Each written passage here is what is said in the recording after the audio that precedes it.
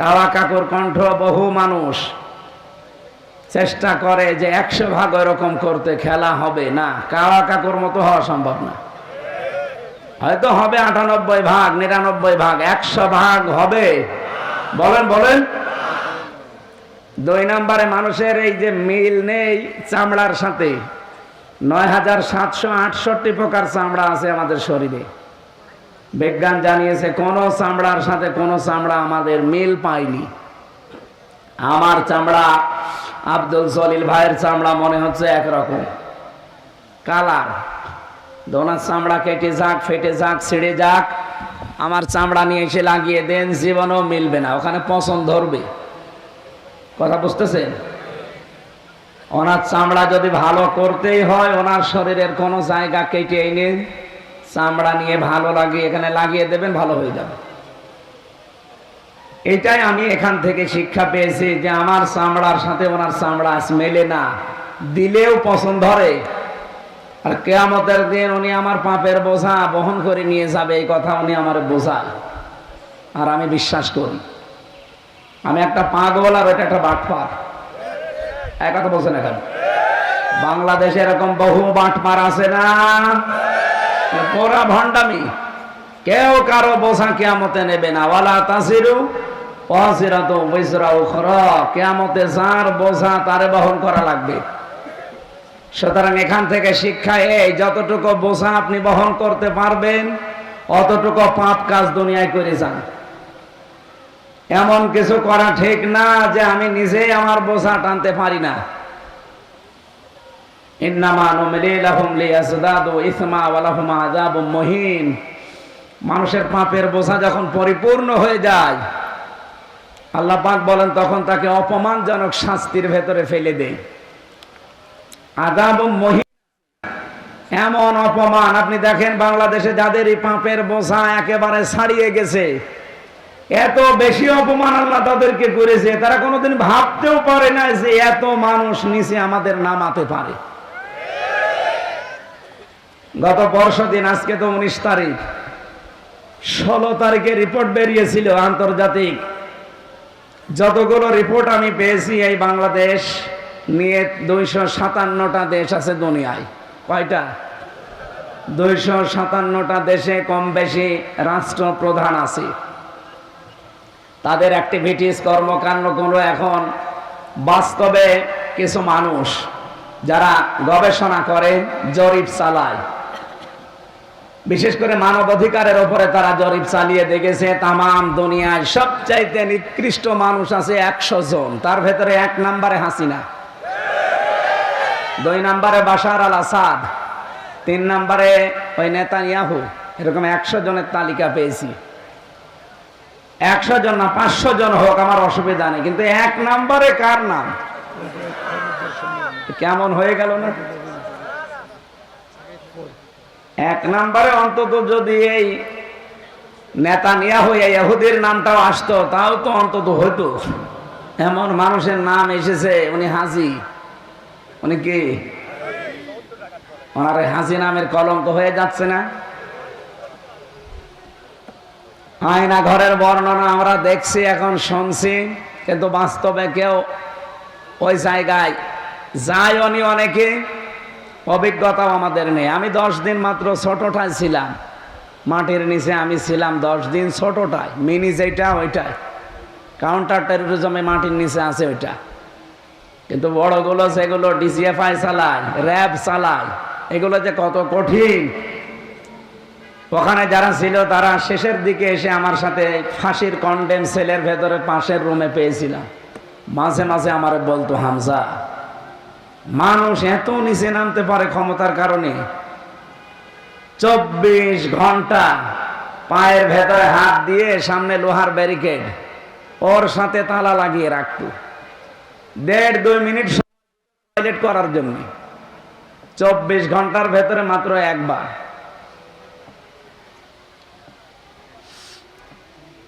সকালে কয়েকটা পচা ছোলা দিয়ে যেত, আর দুপুর বেলা 1 মুঠ ভাত দিত, মনে হচ্ছে কেউ মাখিয়ে দিয়েছে। আপনারা ডক্টর মোহাম্মদ ইউনূস যে আয়না ঘর দেখতে গেছে, যে দেখছে একটা চেয়ার পাওয়া গেছে, আজকেও তাজুল ইসলাম গিয়েছিল, অ্যাডভোকেট তাজুল ইসলাম, আন্তর্জাতিক অপরাধ ট্রাইব্যুনালের যিনি দায়িত্বে আছে এখন।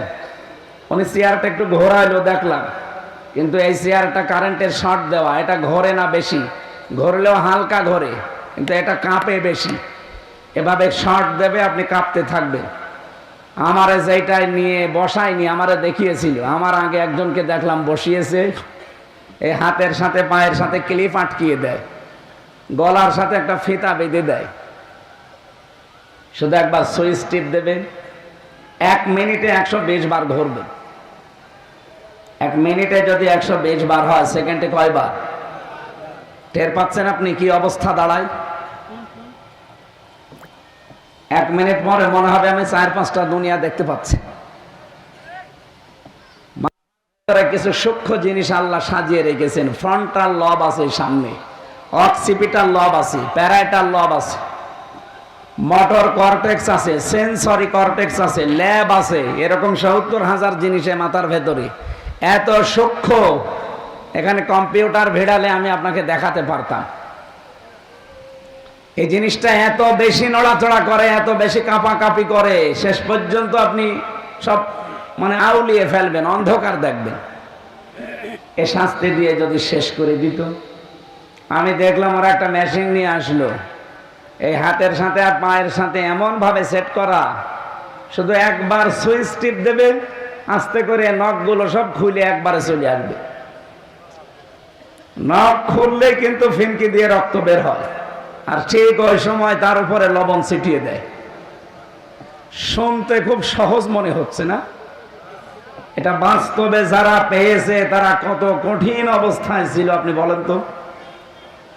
মুফতি ফখরুল ভাই আমার সাথে ছিল, উনি মাঝে মাঝে বলতো, হামজা, এই যে মানুষ শুয়ে থাকে, এটা যে কত বড় নিয়ামত আমি টের পেয়েছি। আমার পায়ের ভেতরে হাত দিয়ে এভাবে আটকিয়ে দিত বছর। যত চিল্লা পাল্লা করি, আওয়াজ করি, উপরে তো আসে না, কারণ মাটির নিচে। এখনো পর্যন্ত দেখি অনেকে জালেমের সাফাই গায়। আপনি মানুষ, আপনার বাবারে যদি আয়না ঘরে এভাবে 10 বছর রেখে দিত, আপনি টের পেতেন। কথা বলছেন না কেন? এই জন্য পাপের বোঝা পরিপূর্ণ হয়ে গেছে। আল্লাহ বলেন, আলাহুম আযাবুম মুহিন, তাদেরকে এত অপমানজনক শাস্তি দেব, ধারণাও করে নাই যে আমার উপরে এটা আসতে পারে। আজ যাদের বিলাসবহুল ছিল, তারা আজ মাটির ফ্লোরে আমার মতো ঘুমিয়ে আছে। বাংলাদেশের শ্রেষ্ঠ ধনীর তালিকায় ছিল এই দরবেশের নাম, সে এখন মাটির ফ্লোরে আছে। এই জন্য আপনি যতটুকু পাপের বোঝা বহন করতে পারবেন, অতটুকু পাপ দুনিয়ায় করে যান। নয়তো নিজের পাপ এবং অন্যের পাপ আবার বহন করা লাগে, এরকম কোনো অপরাধ করা ঠিক না। আমি সতর্ক করলাম, এতে এখন আপনার বিবেকে কি বলে আপনি দেখেন। নিজে করতে পারবেন কিনা ঠিক নেই। কিয়ামতের দিন লক্ষ লক্ষ মানুষ এসে আল্লাহর কাছে বলবে, আমি এই জিনিস পাই, আমি এই জিনিস পাই। আমার মিথ্যা মামলা দিয়ে, মিথ্যা সাক্ষী দিয়ে আমার 3 বছর জেলে আটকিয়েছিল। আমি নিজেই বলবো, কারণ আমি নিজে ভিকটিম। কথা বলে না কেন? যারা আমার মামলার টপ টু বটন জড়িত, প্রত্যেকের নামে আমি মামলা দিতে পারবো না। কথা বলো না কেন? কারণ ওরা নিজেরাই বলতো যে হুজুর আপনার কোনো দোষ নেই, আমরা জানি। এটা যে মিথ্যা জিনিস তাও আমরা জানি, কিন্তু কিছু করার নেই, উপরের অর্ডার। এই কথা বলে কিয়ামতে ছাড় পাওয়া যাবে? হ্যাঁ, হুকুমের আসামি যিনি, হাসিনা যেহেতু হুকুম দিয়েছিল, সে হুকুমের জন্য গুনাহগার হবে, কিন্তু কাজটা তো আপনি করলেন। উনি হয়তো বলেছিল ধরে এনে আটকিয়ে রাখেন, শাস্তি দেন এইভাবে এইভাবে, কিন্তু বাকি আপনি যে অর্থনৈতিক ভাবে আমার বাবারে পঙ্গু করে দিলেন। প্রায় 42 লাখ টাকা আকিস গ্রুপের কাছে নিয়েছেন, আমি ওদের খতিব ছিলাম। আমার বাবার কাছ থেকে একবারে নিয়েছেন 10 লাখ। সেই দিন আমার মামলার আয় কল দিয়ে বলছো, হুজুর মাফ করে দিয়ে। মাফ করে দিয়ে মানে আগে টাকা ফেরত দেন। টাকা ফেরত দেবেন না, মাফ করে দিয়ে নয়। আপনি আছেন কোথায়? কোথায় আছে বলতে পারবো না। বলতে পারবো না মানে আপনি বলেন, আমি আসতেছি সেখানে। পালিয়েছে, কোন জায়গায় যে আছে ইন্টারনেটে কল দিয়েছিল। এই জন্য বাস্তবতা আমি আবার বলছি, চামড়ার সাথে চামড়া মেলে না। আর আপনি আশা করে আছেন লালন বাবা আমারে বাঁচাবে। কিসের বাবা? কারো উপরে ভরসা আজকে থেকে আর না। নিজের কাজ নিজে করবেন, অতটুকু কিয়ামতে যতটুকু আপনি বহন করতে পারবেন। কথা বোঝা গেছে? অনেকে ছেলে মেয়ে, স্ত্রী পুত্র, মা বাবার খুশির জন্য, আনন্দের জন্য অবৈধ ইনকাম করে, নাকি এদেশে নেই?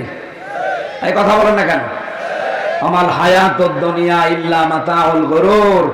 আল্লাহ বলেন পৃথিবীর জমিনে যা আছে, আপনার ছেলে মেয়ে বলেন, স্ত্রী বলেন, মা বাবা বলেন, সব ধোঁকা। এদের আনন্দের জন্য, খুশির জন্য আপনি ডান হাত বাম হাত দেখেন না। বাবা শাহজালাল সব হালাল বলে কামাই করছেন, জবাব দিতে পারবেন? আর আপনার পাপের বোঝা আপনার বউ নেবে? আপনি এখনই মরে যান, আল্লাহর কসম এখন মরে যান, আপনাকে রাত্রে আপনার বউ একা পাহারাও দেবে না। বলবো রে বাবা জিন আসবে, দরকার হয় ৩-৪ জন দেন, একসাথে পাহারা দেয়। সকালবেলা আপনার মাটির নিচে দিয়ে দেবে। আমি কি বেশি বললাম? বলেন বলেন।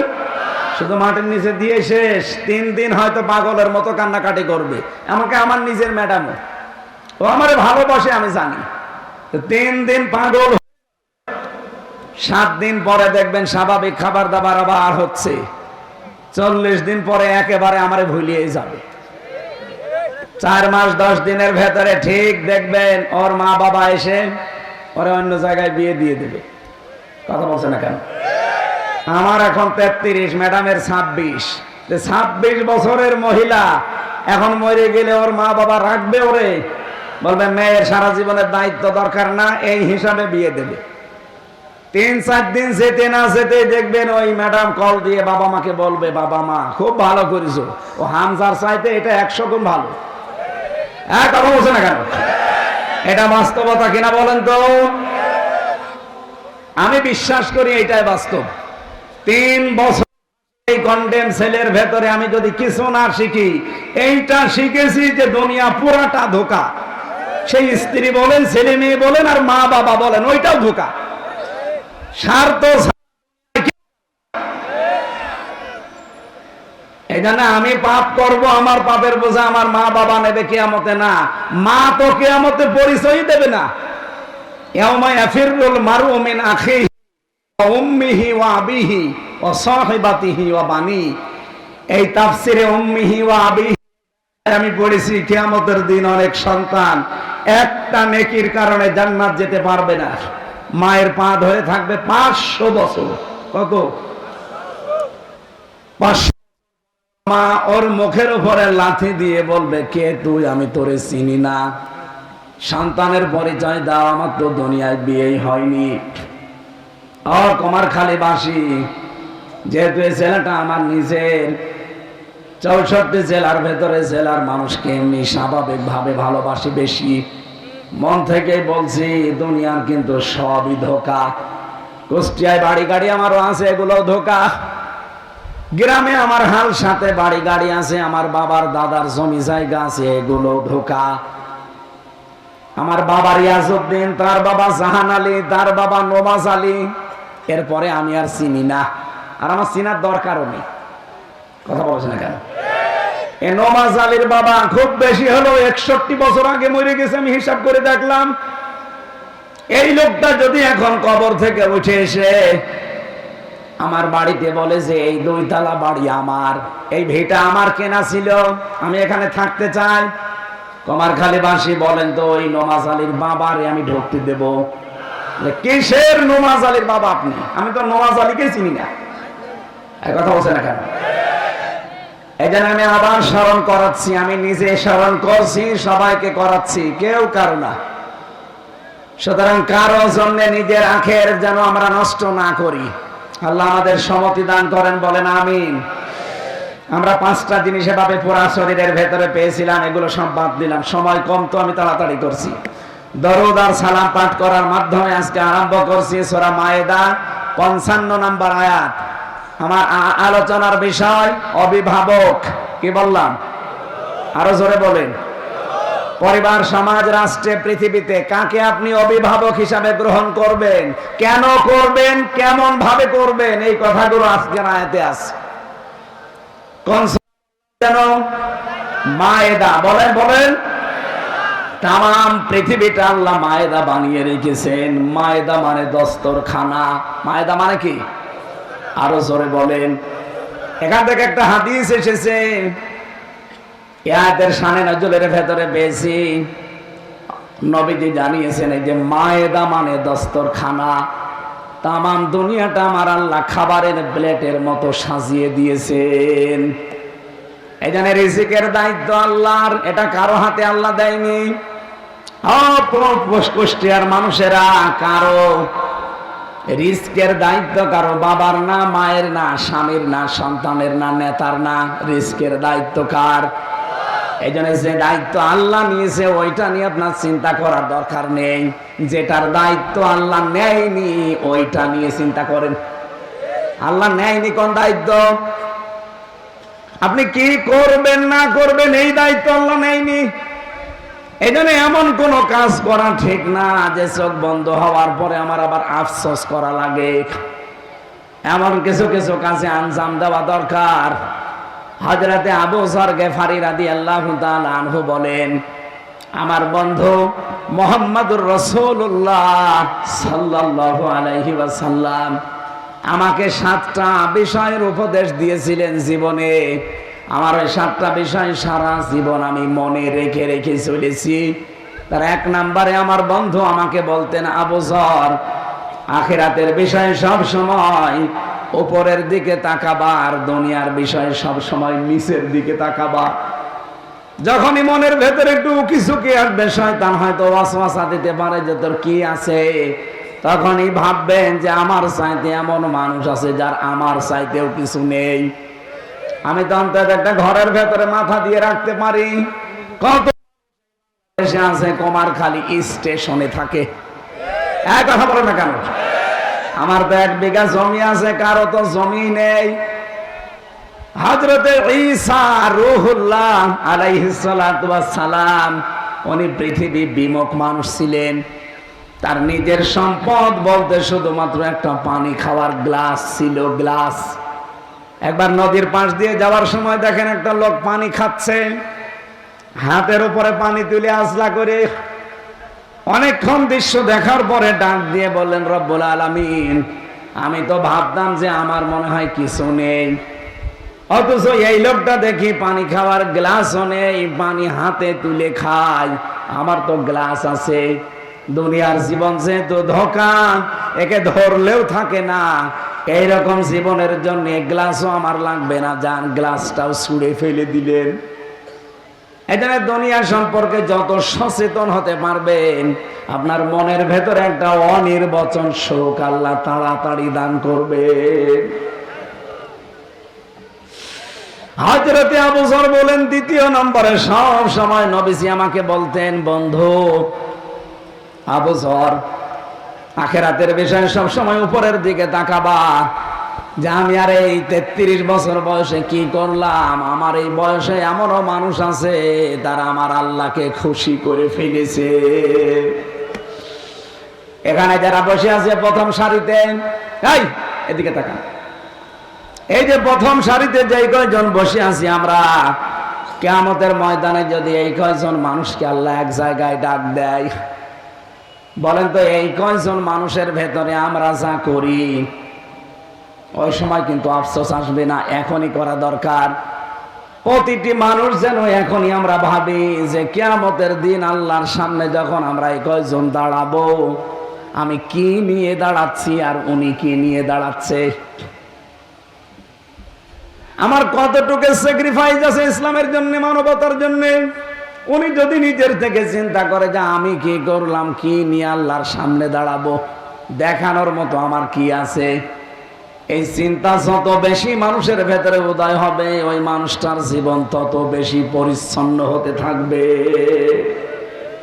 আপনি একটু উপরের দিকে তাকিয়ে ভাবেন তো, আমার বয়সী দেলাওয়ার হোসেন শিবিরের সাবেক সভাপতি, এরকটা কি করলো আর আমি কি করলাম? সেই ইমানের উপরে টিকে থাকতে গিয়ে 57 দিন রিমান্ডে ছিল। তার লজ্জা স্থানের ভেতরে তার গরম করে ঢুকিয়েছে এই জালেমরা। তার পুরুষ হয়ে গেছে, আমাকে যে রিমান্ডে নিয়েছিল সঞ্জয় দত্ত, এই শয়তান অফিসার ওনারও দায়িত্বে ছিল। আমার নিজে বলতো যে দেলাওয়ারকে আমরা ফুটবলের মতো লাত্তি দিয়েছি। বলেন তো এই বাংলাদেশের ইতিহাসে রিমান্ডে কেউ যায়নি, অথচ জালেমরা তাকে তার ইমান থেকে এক চুলও টলাতে পারেনি। কথা বলেন না কেন? কিয়ামতে আপনিও উঠবেন, আমিও উঠবো, দেলাওয়ারা উঠবে। তার যে কষ্ট, তার যে স্যাক্রিফাইস, ত্যাগ ইসলামের জন্য আর আমরা কি দুইজনই এক জান্নাত পাবো? জীবনেও না। এই জন্য আখিরাতের দিকে সব সময় উপরের দিকে তাকানো দরকার, যে আল্লাহ এইগুলো কি করেছে আর আমি কি করছি। 3 নম্বরে আমার বন্ধু আমাকে সব সময় বলতেন, আবু যর, চলতে ফিরতে উঠতে বসতে এই শব্দটা মুখ থেকে সরাবা না, লা হাওলা ওয়ালা কুওয়াতা ইল্লা বিল্লাহ। সুতরাং এখন থেকে নবীজির এই নির্দেশ দেওয়া কথাগুলো একটু মেনে চলা যাবে না। এজন্য রিস্কের চিন্তা আমাদের না, রিস্কের চিন্তা কার? ওমা মিন দাব্বাতিন ফিল আরদি ইল্লা আলাল্লাহি রিজকুহা। জমিনে এমন কোন জীব নেই যার রিস্কের দায়িত্ব আমি আল্লাহ নেইনি। হ্যাঁ, যেটা নেইনি সেইটা যেন মানুষ করে, সেটা তার কাজ কারবার, তার আমল। এইটাও কি করবে ওইটার দায়িত্ব আমার না, যা করবে ওইটা দেখে কিয়ামতে ওর বিচার হবে। এই কথা বলেন না কেন? আল্লাহ যেন আমাকে সহ যারা এসেছি এখন থেকে এটা অনুধাবন করে মেনে চলার তৌফিক দান, বলেন আমিন। আমার যেহেতু দায়িত্ব আল্লাহ নেয়নি আমলের, সুতরাং এমন আমল করা লাগবে যেন আমি কিয়ামতে পার পেয়ে যাই। দস্তরখানার নাম বললাম কেন? তামাম দুনিয়াটা যেহেতু রিজিক দিয়ে আল্লাহ ছড়িয়ে ছিটিয়ে দস্তরখানায় ফেলে দিয়েছেন, নবীজি বলেন দস্তরখানায় পড়ে যাওয়া খাবার যদি কেউ তুলে খেতে পারে, জান্নাতের হুরদের যে দেন মোহর, এটা আমার আল্লাহ এইটার মাধ্যমে আদায় করে দেবে। কুমারখালীবাসী জান্নাত পাবো কিনা অনেক দূরের কথা, হুর তো আরো দূরের কথা। দেন মোহর দেওয়া লাগবে হুরের, সেটা তো কল্পনায় আসে না। অথচ নবীজির হাদিস যদি আমরা আজকে থেকে মেনে চলতে পারি, কোন মানুষ যদি দস্তরখানায় পড়ে যাওয়া খাবার তুলে খেতে পারে, আল্লাহর কসম কিয়ামতের দিন আমার মনে হয় সে জান্নাত পাবে, হুর পাবে, দেন মোহর আমার আল্লাহ এই আমলে আদায় করে দেবে। এই জন্য ছোট না, এই আমলটা আজকে থেকে করা দরকার নেই। বলেন 120টা আয়াত আছে সূরায়, মাত্র একটা আয়াত পড়েছি, 55 নম্বর আয়াত। আল্লাহ পাক বলেন ইন্নামা, যারা আলেম আছে এখানে ইন্না দিলেও অর্থ হয়ে যেত, মা দিলেন কেন? বালাগাত মান্তিকের পরিভাষায় আমি 19টা অর্থ পেয়েছি এই ইন্না মা ব্যবহার করার জন্যে। যারা বালাগাত মান্তিক পড়ায় মাদ্রাসায়, যারা পড়ে বসে, যারা এখানে 13 নাম্বার কায়দায় দেখবেন লেখা আছে ইন্না মা দিয়ে আমার আল্লাহ এটাই বোঝাতে চায় যে কেবলমাত্র, একমাত্র, শুধুমাত্র, আর কেউ না। কেবলমাত্র, শুধুমাত্র, একমাত্র। অলিও বন্ধু হবে, অভিভাবক হবে, দায়িত্বশীল হবে। কম মানে তোমাদের, আল্লাহ এখানে কা দেয়নি। তাহলে নবীজিকে আল্লাহ উদ্দেশ্য করে শেষ করে দিত, যেহেতু কম দিয়েছেন, কম বহু বচন, এটা জমির। এই কমের ভেতরে হামজা যেমন আছে, জলিলও তেমন আছে। এক কথা বলছেন না কেন? শাহিন নেই। এক কথা বলেন, কথা বলেন। আপনারা দুনিয়ার ভেতরে আছে, তামাম পৃথিবী 810 কোটি মানুষ, সবাই এই কুমের ভেতরে, আল্লাহ বলেন এর ভেতরে আছে। আর তোমাদের জন্য কেবলমাত্র, একমাত্র, শুধুমাত্র অভিভাবক হিসাবে গ্রহণ করতে পারো আল্লাহ। তোমাদের একমাত্র অভিভাবক হবে, বন্ধু হবে কে? আরো জোরে। 2 নম্বরে তোমাদের বন্ধু হবে রাসূল, কে? 3 নম্বরে তোমাদের বন্ধু হবে ইমানদার। এখন ইমানদার কারা? বাংলাদেশে তো আমরা ৯৬% মুসলমান, সবাই নিজেকে ইমানদার দাবি করি না। এর পরবর্তীতে আল্লাহ 3টা গুণ দিয়েছেন। এই 3টা গুণ যাদের ভেতরে দুনিয়ায় থাকবে তারা ইমানদার, আর তাদেরকে আপনি অভিভাবক হিসাবে, বন্ধু হিসাবে মেনে নিতে পারেন। এ কথা কার? সুতরাং আজকে থেকে অভিভাবক হবে, বন্ধু হবে কে? আরো 2 নম্বরে রাসূলুল্লাহ, 3 নম্বরে ইমানদার। ও ইমানদার যাদের 3টা গুণ আছে। 1 নম্বরে যারা নামাজ কায়েমের আন্দোলন করে, 2 নম্বরে যারা যাকাত ভিত্তিক অর্থনীতি কায়েম করে, 3 নম্বরে যারা রুকুকারীদের সাথে রুকু করে, তার মানে জামাতবদ্ধ হয়ে নামাজ পড়ে।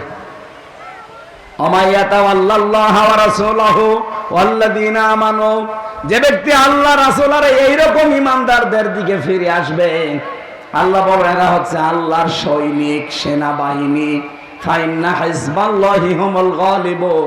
অবশ্যই আল্লাহর সেনাবাহিনী, আল্লাহর দল যারা, এরা গালেব, এরা বিজয়ী হবে। এ ঘোষণা কার? শুধু হবে বলতে পারতেন, ইন্না দিয়েছেন, আবার অবশ্যই হবে। সুতরাং আপনি কাকে অভিভাবক হিসাবে মেনে নেবেন, গ্রহণ করবেন? আজকের আয়াতের ভেতরে যেহেতু আছে, এবার আপনার জীবনে মিলান। আমি প্রথম কার নাম বললাম? এই জবান খোলেন না কেন? কার নাম বললাম? আরো আপনি আন্দাজে আল্লাহকে বন্ধু পাবেন না। কোরআনে কারীম জানিয়েছে কেউ যদি আল্লাহকে বন্ধু হিসাবে পেতে চায়, আর আল্লাহ যদি দুনিয়ায় কাউকে বন্ধু হিসাবে গ্রহণ করতে চায়, তার একটা শর্ত মানা লাগবে। আল্লাহু ওয়ালিয়ুকুম, আল্লাহু ওয়ালিয়ুল্লাযীনা আমানু। 3 নাম্বার পারার 1ম নাম্বার পৃষ্ঠার 1ম নাম্বার লাইনের 257 নাম্বার আয়াতের প্রথম অংশে আছে, আল্লাহ বলেন যারা ঈমান এনেছে এই মানুষগুলো আমি আল্লাহর বন্ধু। বলেন সুবহানাল্লাহ। এরাই আমি আল্লাহ এদেরকেই বন্ধু হিসাবে গ্রহণ করেছি। এই মানুষগুলো আমি আল্লাহকে অভিভাবক। এখন আমি আল্লাহ যাদের বন্ধু, অভিভাবক হয়ে গেছি, আমার তো একটা দায়িত্ব এসে যায় তাদের উপরে। কি করব তাদের? আমার বন্ধুকে তো আমি জাহান্নামে যেতে দিতে পারি না। ইখরিজুহুম মিনাজ যুলুমাতি ইলান নূর। আমি আল্লাহ যাদের বন্ধু হিসাবে গ্রহণ করি, আমার দায়িত্ব হচ্ছে ওই বন্ধু জুলুমাত থেকে, অন্ধকার আলোর দিকে বের করে নিয়ে আসা। কুমারখালীবাসী, এই পৃথিবীতে যত অন্ধকার আছে, পানির নিচের অন্ধকার, ঘরের ভেতরের অন্ধকার, মানুষের পেটের ভেতরের অন্ধকার, সব চাইতে বড় অন্ধকার হচ্ছে মানুষের তৈরি করা আইন। তাই কথা বলে না কেন? এটাকে বললাম, পৃথিবীতে আইন তৈরি করতে পারে আল্লাহ, তাছাড়া আর কেউ পারে না। এই জন্য সামনে রমজান মাস, এ মাসে আমার আল্লাহ আমাদেরকে যে ফুরকান দিয়েছেন, ফুরকান মানে কোরআনে কারিমে ফুরকান নামে একটা সূরা আছে, তার বাংলা অর্থ হচ্ছে সংবিধান। ফুরকান মানে কি? আরো জোরে বলেন। ৭৭টা আয়াত আছে, ৭৩টা ধারা আছে এর ভেতরে। রমজান মাস পেয়েছেন, ফুরকান মাসে, কিন্তু এই ৭৩টা ধারা দিয়ে সামনে যদি আপনি সংবিধান বানাতে না পারেন, রমজান আসবে যাবে, আপনার কোনো উপকার হবে? এই জন্য যেহেতু সামনে আর ৭-৮ দিন মাত্র আছে, আর মাত্র ৭-৮ দিন আছে রমজানের, ফুরকানও আমাদের কাছে আছে, সংস্কারও আরম্ভ হয়েছে। আমরা চাই ডক্টর মোহাম্মদ ইউনূস, 2 জন নবীর নাম নিয়েছেন, একটা মোহাম্মদ, একটা ইউনূস। কথা বলছেন কেন? 2 নবীর নাম নিয়ে বসে আছেন আপনি। 18 কোটি মানুষের পক্ষ থেকে আমরা আহ্বান জানাচ্ছি, সামনে রমজানে ফুরকানকে এই ৭৭টা ধারা দিয়ে সংবিধান বানিয়ে দেন। ডক্টর কামালের লিখা 54 বছর তো আমরা দেখলাম। কি কথা বলেন না কেন? এই সংবিধান দিয়ে বাংলাদেশে চোর চুরি করলে ডাকাত হয়, ডাকাত জেলে গেলে খুনি হয়, গাঁজাখোর গাঁজা খেয়ে জেলে গেলে গাঁজার গাছ লাগায়। আমার নিচতলায় একজন ছিল, আমি দেখেছি, জেলার একদিন এসে বলছে, এই তুই গাঁজার গাছ পেলি কোথায়? ভেতরে টবের ভেতরে গাঁজার গাছ লাগিয়েছে। বলছে গিয়েছিলাম আদালতে হাজিরা দিতে, ওই জায়গায় যে আমার বন্ধু বান্ধব আছে না বাইরে, তারা আমার গাঁজার একটা টোপলা দিয়েছিল, ওই গাঁজার বীজ, ওটা আমি মুখের ভেতরে নিয়েছিলাম। আসার সময় মেশিনে স্ক্যান করে ধরা পড়িনি। ওটা ভেতরে এসে আমি এই যে পানি খাওয়ার যে বোতল, উপরের মাথা কেটে ফেলে দিয়ে ওর ভেতরে মাটি দিয়ে টব বানিয়েছি, ওখানে গাছার গাছ আজ 2 মাস আগে লাগিয়েছি। দেখেন স্যার কত বড় হয়েছে।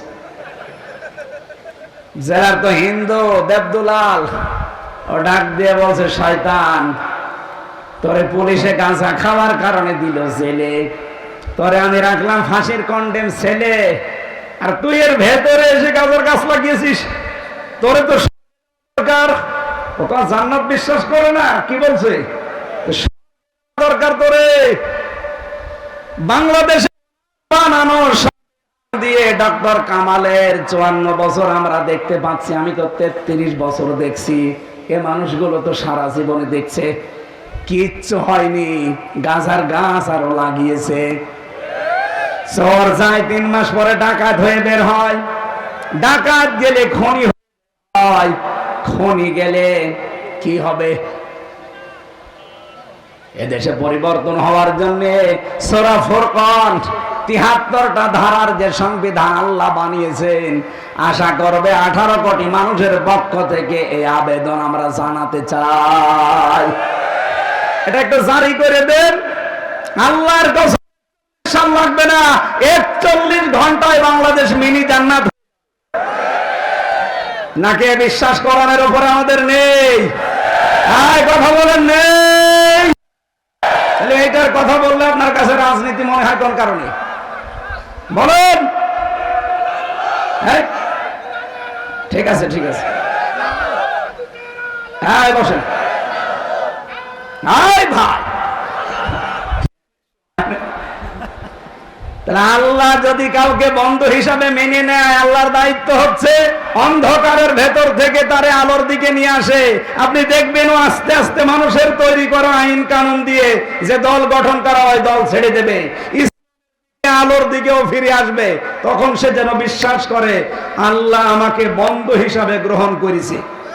আর যদি দেখেন না, ইসলামে ছিলাম আরো বের হয়েছি, আল্লাযীনা কাফারু আউলিয়াউহুমুত তাগুত ইখরিজুনাহুম মিনান নূরি ইলা যুলুমাত। আল্লাহ বলেন বন্ধু যারা কাফের, তাগুতের বন্ধু, শয়তান তাদের কাজ চালায় কি? তাদেরকে ইসলামের ভেতর থেকে বের করে ওদেরকে অন্ধকারের দিকে নিয়ে যায়।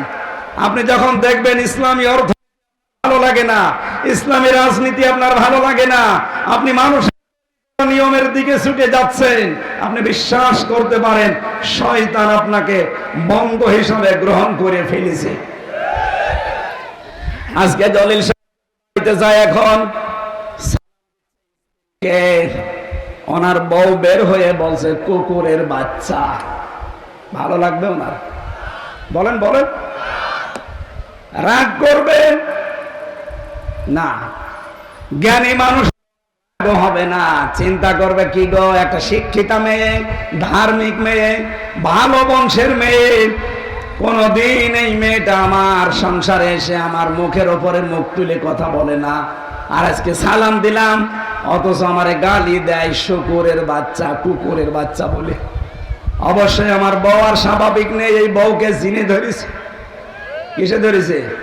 পরিতে ধরেছে, এই জন্য অস্বাভাবিক হয়ে গেছে। আপনি যখন দেখবেন মানুষ আইন নিয়ম কানুন আপনার ভালো লাগে, ইসলামের নিয়ম কানুন ভালো লাগে না, আল্লাহর কসম আপনার বিশ্বাস করা লাগবে শয়তানকে দখল করে ফেলেছে। এরকম শয়তানের দখলে যাওয়া মানুষ দেশে কারা আছে? আপনি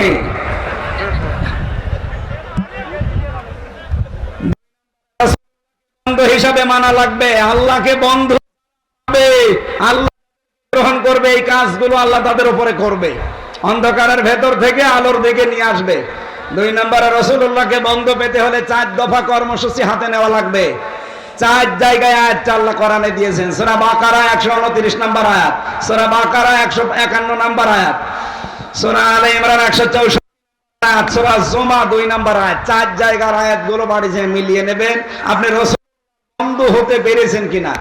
3 নম্বরে ওয়াল্লাযিনা আমানু, যারা ঈমানদার, সব ঈমানদারকে বন্ধু হবে না। আল্লাযিনা ইউকিমুনাস, যারা এই দেশে কায়েমের জন্য চেষ্টা করে তারা বন্ধু আপনার অভিভাবক। এই কথা বলেন, এই দেশে যারা নামাজ পড়তে চায় সামনে আপনি তাদেরকে অভিভাবক করবেন। 2 নম্বরে যারা যাকাত কায়েম করে, এটা যদি কারো কাছে খারাপ লাগে, রাজনীতি মনে হয়, এই আয়াত কেটে বাদ দিয়ে দিন। অর্থনীতি দেশে কি ফেরেশতারা কায়েম করবে? বলেন বলেন। এগুলো কায়েম করার দায়িত্ব আমাদের। সামনে আল্লাহ একটা সুযোগ দিচ্ছে, আমরা চাই কোরআনে কারিমের ইসলামী যে অর্থনীতি আছে এটা যেন সামনে এই দেশে কায়েম হয়। এই কথা বলেন না কেন? যেভাবে চলে সোনা চৈতালি অগ্রণী সব এইভাবে চলবে। ওদের আছে মুশারাকা, মুদারাবা, মুরাবাহা আছে, বায়ে ইস্তিসনা আছে, বায়ে মুআজ্জাল আছে, এরকম 28টার উপর আছে। ইসলামী অর্থনীতি যেভাবে চালাচ্ছে, বাংলাদেশের অন্য ব্যাংকিং ব্যবস্থা যদি এইভাবে চলে এই দেশে সুদ থাকবে না। আর এটা কায়েম করার দায়িত্ব কাদের? অহম রাকিউন, তার মানে জামাতবদ্ধ হয়ে যারা নামাজ পড়ে। এদেশে আমি অন্যদিকে নিয়ে যাবেন না, নিজে দেখেছি এই জন্য বলছি। এমন একটা দল আছে, আপনি জামাতে নামাজ পড়েন না, একা একা পড়েন, ওইটা আবার লিখে পরের দিন দেখানো লাগে। এই কথা বলেন না কেন? আছে দল, তাহলে অবশ্যই আপনি দেখবেন লোকটা নামাজ একা পড়ে না জামাতে পড়ে। এই 3টা গুণ যাদের ভেতরে আছে তাদেরকে বন্ধু অভিভাবক হিসাবে মেনে নেওয়া লাগবে। আল্লাহ এই আয়াতটা আমাদের প্র্যাকটিক্যাল লাইফে মেনে চলার তৌফিক করেন। বলেন আমিন। কথা